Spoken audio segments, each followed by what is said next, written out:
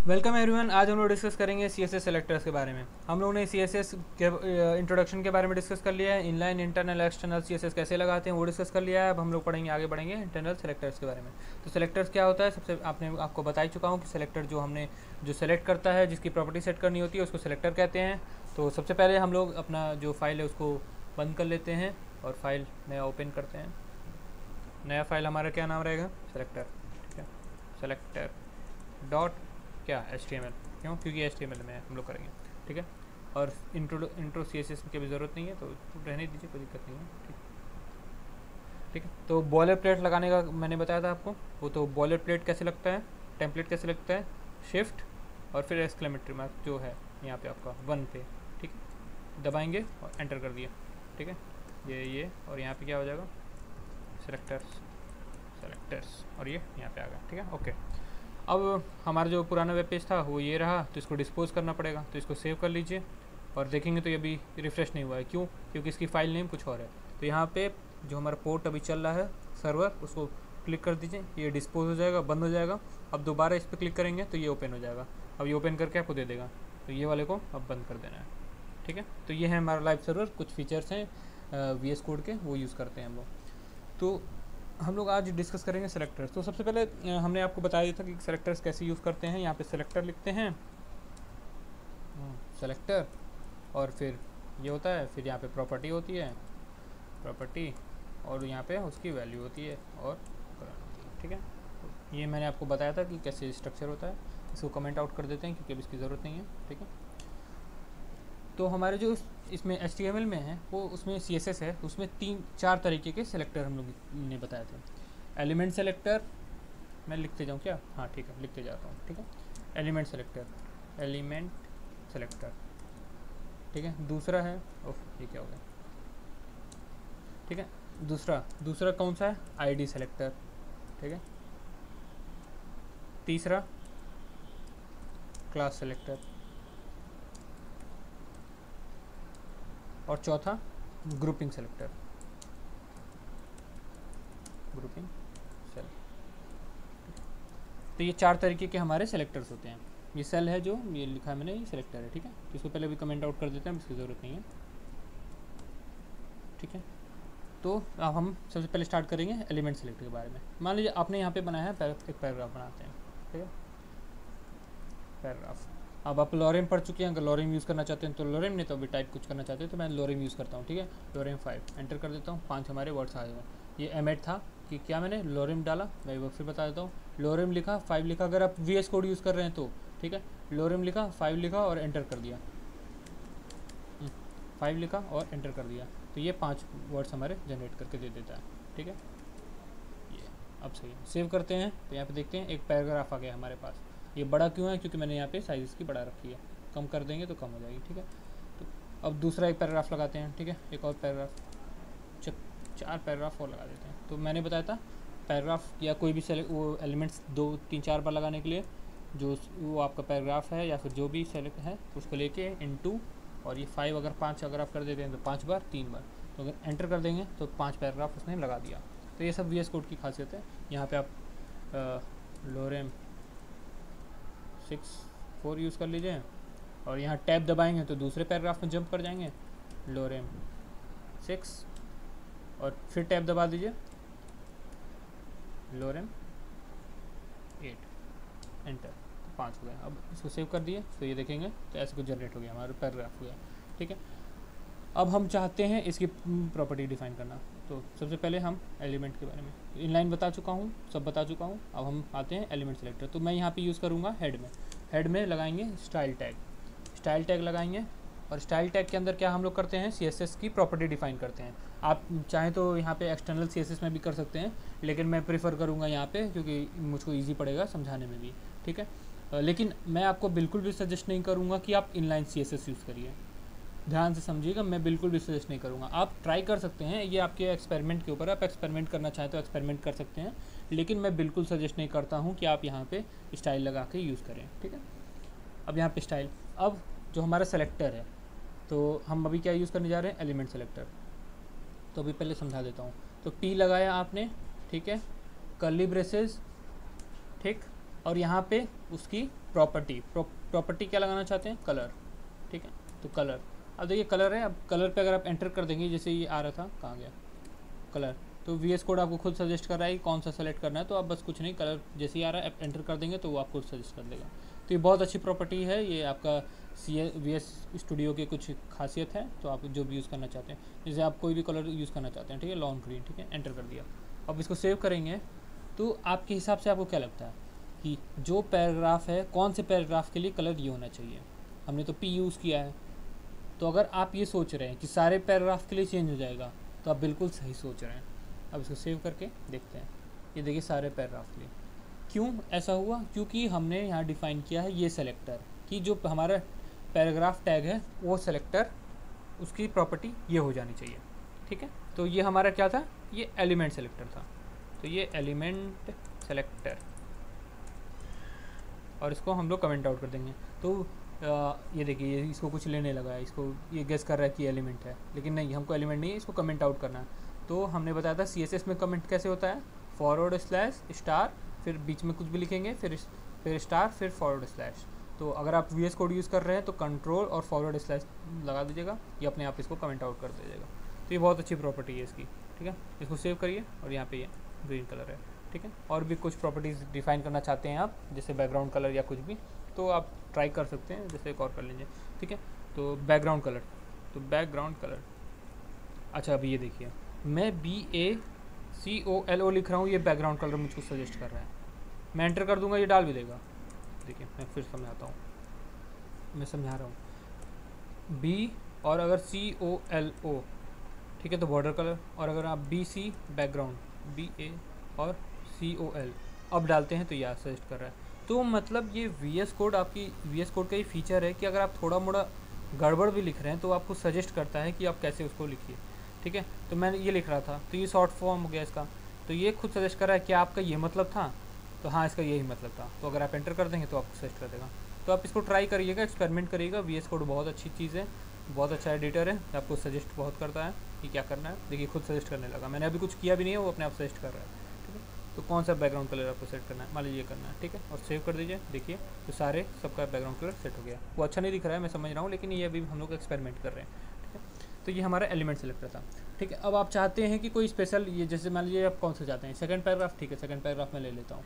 Second paragraph की ID हम define कर देते हैं, ID इक्वल टू क्या लगाना चाहते हैं, ओके, ठीक है, ओके, और उसको सेव कर लेते हैं। तो अभी देखेंगे कुछ नहीं हो रहा है, क्यों, क्योंकि हमने इसकी ID डिफाइन की है और यहाँ पे अभी सेलेक्टर है पैराग्राफ, ठीक है। लेकिन अगर हम करते हैं, अब आते हैं हम कौन सा, ID सेलेक्टर,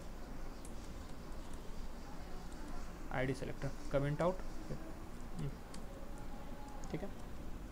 अब यहाँ पे हम ID डिफाइन करेंगे। ID के लिए क्या मैंने बताया था आपको, हैश, तो हैश और उसकी क्या आपकी थी, ओके, तो ओके था, ओके, ठीक है। अब ये यहाँ पे डिफाइन करेंगे। अब हम अगर इसके अंदर अब कोई प्रॉपर्टीज़ की डिफाइन करते हैं तो वो क्या लगता है आपको कि सबका चेंज करेगा या इसका चेंज करेगा, ट्राई करके देखते हैं। कलर, ठीक है, कलर क्या रखते हैं, यहाँ मैंने इसका क्या लिया, तो ये रेड ले लेते हैं, रेड, और सेव करते हैं। अब मैंने सेव कर दिया है, तो मेरे हिसाब से तो ID जो जिस पैराग्राफ की ID ओके है उसका कलर चेंज हो जाना चाहिए उस पैराग्राफ का। देखें, हाँ बिल्कुल सही, यही हुआ है। क्या हुआ, पहले पैराग्राफ इसने क्या किया, CSS ने पहले सारे पैराग्राफ का कलर ये दे दिया, फिर उसने नीचे आया, तो मैंने आपको बताया था ना, जो जो नीचे होता है उसकी प्रेसिडेंस ज़्यादा होती है, तो यहाँ पे ओके लगाया, हैशटैग ओके, तो ये हैशटैग ID को डिनोट करता है, उसका कलर क्या है, रेड, तो इसने कलर को रेड सेट कर दिया। किसके लिए, जिस पैराग्राफ की ID ओके है, या फिर जिसकी भी ID ओके, अगर आप डिवीज़न भी लगाते तभी भी काम करता, ठीक है। तो यह आपका ये क्या था, ID सेलेक्टर, ठीक है। लेकिन अगर सबकी ID अलग अलग है, ये इसकी ID तो कभी सेम नहीं हो सकती है, ठीक है, आपको भी पता है, ठीक है। तो इसकी मान लीजिए करना चाहते हैं ID2, सेव करते हैं। तो पैराग्राफ थर्ड जो है उसकी ID2 है। किसी भी दो एलिमेंट की पूरे HTML डॉक्यूमेंट में सेम तो हो नहीं सकती है ID, सबकी यूनिक होगी, तो हमको इसके लिए अलग से एक बनाना पड़ेगा। यहाँ पे हैशटैग और ID2 था, 2, हाँ 2, तो उसकी प्रॉपर्टी, ये सेलेक्टर हो गया। अब अंदर प्रॉपर्टी, कलर क्या रखना चाहते हैं, ब्लू, ओके, सेव कर लिए, देख लीजिएगा। ये थर्ड जो पैराग्राफ है उसका कलर ये हो गया है, अभी कुछ अच्छा भी दिख रहा है, ठीक है। तो ये क्या था, ये आईडी सेलेक्टर था। अब हम आते हैं क्लास सेलेक्टर पे। क्लास सेलेक्टर, इसको कमेंट आउट कर दीजिए और अगले लाइन पे आ जाइए, ठीक है। अब जैसे आपकी जितने भी मान लीजिए कई आपने डिवीज़न ऐसे बना रखे हैं, कई पैराग्राफ बना रखे हैं जिनकी आप प्रॉपर्टी या जिनका कलर आप सेम रखना चाहते हैं, ठीक है। तो या फिर ये तरीका, सबकी आईडी डिफाइन कर दीजिए और फिर जाके यहाँ पे सबकी आईडी के हिसाब से चेंज करते रहिए यहाँ पे आके, ठीक है। एक और तरीका है कि सबको क्यों ना एक क्लास में डिस्ट्रीब्यूट कर दें, कि मतलब जिसका क्लास ये रहेगा उसकी आईडी, उसका प्रॉपर्टी ये रहेगा। फॉर एग्ज़ाम्पल मैं समझाता हूँ, ये इसको क्लास देते हैं, क्लास 1, ठीक है। क्लास 1 इसको दे दिए, इसको भी क्लास 1 देना चाहता हूँ मैं, ठीक है। आपको पता है ना, 2 एलिमेंट का भी क्लास सेम हो सकता है, कोई दिक्कत नहीं है उसमें, और एक एलिमेंट की भी कई क्लासेस हो सकते हैं, वो भी कोई दिक्कत नहीं है, ठीक है। ये क्लास दे दिया। अब मैं चाहता हूँ कि इनकी जो क्लास है, ठीक है, स्पेस दे देते हैं, हाँ अब सही है। तो क्लास के लिए क्या यूज़ होता है, डॉट, ठीक है, डॉट क्लास नेम। तो क्लास क्या है, क्लास 1 है, क्लास 1 है, ठीक है। उनकी प्रॉपर्टी जो हो, उनकी प्रॉपर्टी क्या, जो आप प्रॉपर्टी डिफाइन करना चाहते हैं। तो कलर आप क्या रखना चाहते हैं, सब तो हो ही क्या है, कुछ भी रख लीजिए, वॉयलेट रखते हैं, चलिए ठीक है, और इसको सेव करते हैं। तो जिनकी पैराग्राफ के क्लास, जिनका क्लास 1 होगा उनका कलर सेट हो जाना चाहिए। ये देखिए हो गया, इनका भी हो गया कलर सेट। क्या था, पर वॉयलेट सेट किया तो वॉयलेट सेट हो गया इनका क्लास, इनका कलर वॉयलेट, इनका कलर वॉयलेट। अब देखिए क्यों, क्योंकि इसका क्लास और इसका क्लास सेम था, ठीक है। तो जितने भी हमारे HTML में एलिमेंट्स होंगे जिनका क्लास 1 रखेंगे, उनका कलर क्या होने वाला है, वॉयलेट, क्योंकि हमने यहाँ पे क्या यूज़ किया है, क्लास सेलेक्टर। अब देखिए एक और आपका कन्फ्यूज़न होगा कि अगर यहाँ पे आईडी लगाया है और क्लास यूज़ करते हैं तो क्या होता है, ठीक है। इनको भी क्लास 1 दे देते हैं, क्लास 1, ठीक है, और सेव करते हैं तो देखते हैं क्या होता है। ये देखिए नहीं चेंज हुआ, क्यों, क्योंकि इसकी प्रॉपर्टी आईडी के ऊपर हैवी कर गई। ये पहले क्लास में इसको तोड़ दिया, ठीक है, इसको तोड़ दिया होगा, क्लास में जोड़ा होगा, और फिर जब हमने ये यूज़ किया क्या कहते हैं, आईडी के लिए, तो आईडी इसको ओवरराइड कर गया। तो ये कुछ चीज़ें हैं, आप इसको एक्सपेरिमेंट करेंगे तभी पकड़ में आएगी कैसे काम कर रही है। क्या हुआ, क्यों नहीं चेंज हुआ, क्योंकि सबका मैंने क्लास डिफाइन कर दिया, ठीक है।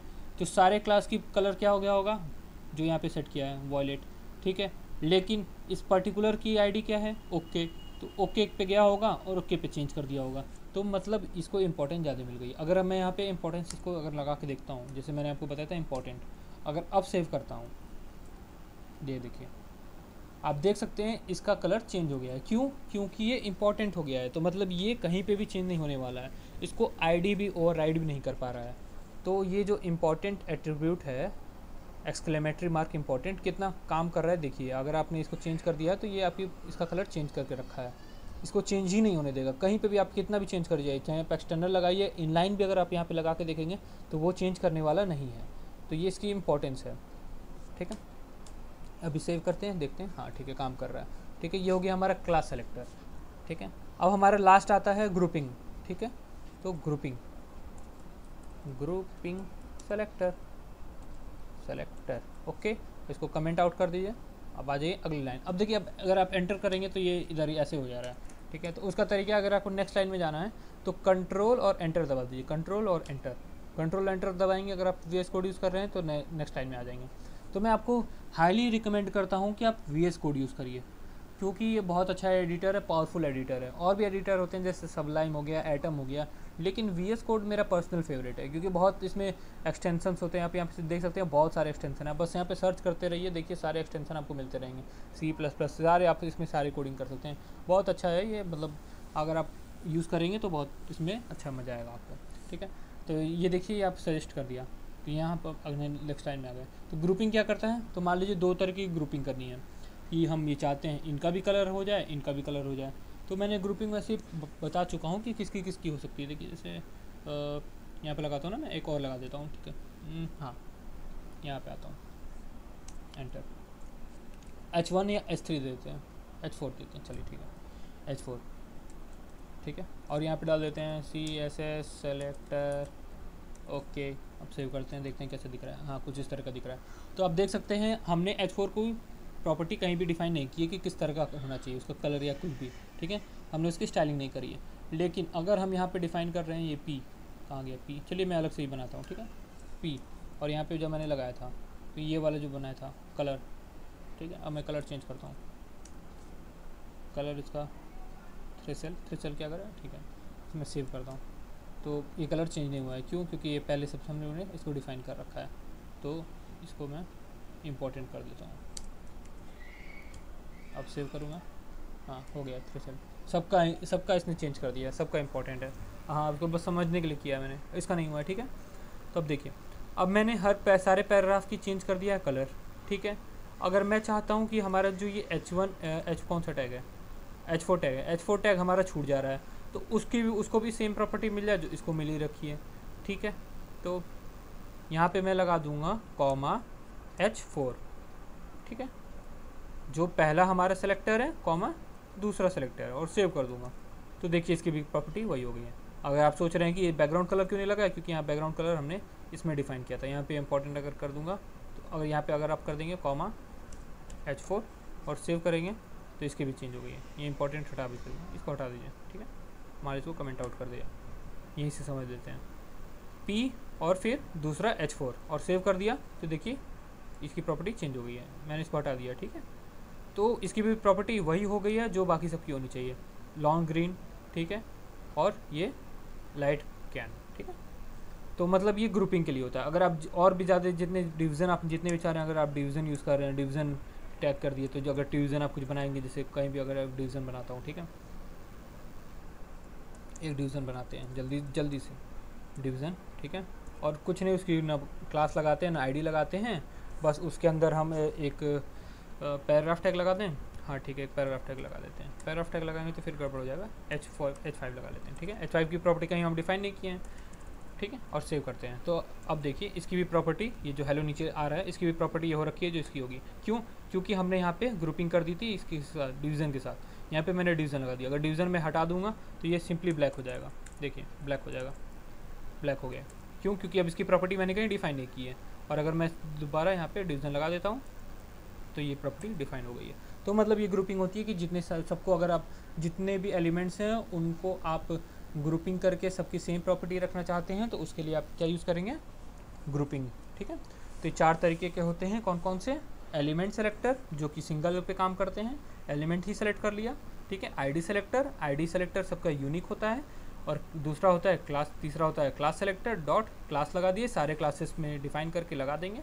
हाँ आप यहाँ पे कॉमा और भी लगा सकते हैं, जैसे ग्रुपिंग मैंने बताया ना, तो अगर किसी और के भी लगाना है तो डॉट क्लास 2, ठीक है, क्लास 2, ठीक है, कॉमा डॉट क्लास 3, ठीक है। तो ये ग्रुपिंग भी यूज़ कर सकते हैं, क्लास में भी और आईडी में भी यूज़ कर सकते हैं, comma hash ID3 comma hash ID4, ठीक है। तो ये ग्रुपिंग इसकी भी कर सकते हैं, तो ऐसा नहीं है। तो लेकिन आईडी जो है वो ओवरराइड कर जाएगा क्लास को, तो उसके लिए आप यूज़ कर लीजिए ये इंपॉर्टेंट एट्रीब्यूट, तो ये सबको ओवरराइड कर जाएगा, ठीक है। तो आज के लिए बस इतना ही, मिलते हैं अगले लेक्चर में, थैंक यू।